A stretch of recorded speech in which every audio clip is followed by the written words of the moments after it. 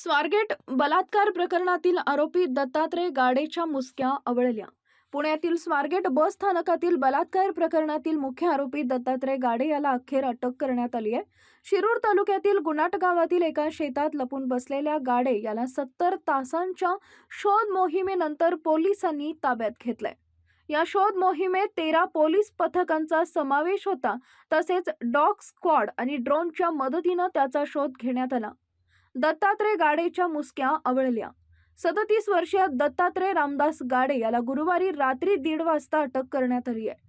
तो रात्री उशिरा एका नातेवाईकांच्या घरी जेवणासाठी गेला होता, जिथे त्याने पश्चाताप व्यक्त केला आणि पोलिसांसमोर शरण जाण्याची इच्छा व्यक्त केली। या माहितीच्या आधारे पोलिसांनी त्याला अटक केली आहे। गाडे याच्यावर यापूर्वी चोरी, दरोडा, चेन स्नॅचिंग यांसारखे गुन्हे दाखल असून 2019 मध्ये तो जामिनावर सुटला होता।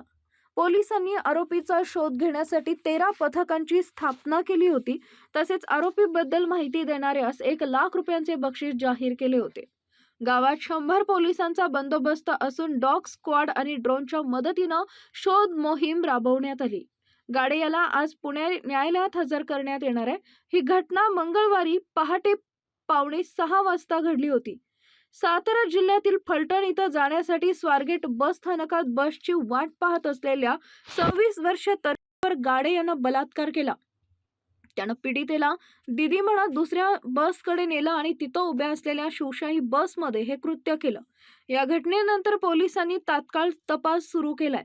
गाडे याच्या अटकेनंतर पोलिसांनी त्याला लष्कर पोलीस ठाण्यात आणले।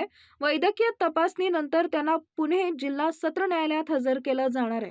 या प्रकरणात पुढील तपास सुरू आहे। विद्यार्थ्यांनो, इंजिनियर व्हायचंय की डॉक्टर? स्मार्ट अकॅडमी आपल्यासाठी सुरू करत आहे MHT CET चा क्रॅश कोर्स। चला तर मग आपला प्रवेश लवकरच निश्चित करा। आमचा पत्ता वसंत मार्केट, पहिला मजला, अकोले।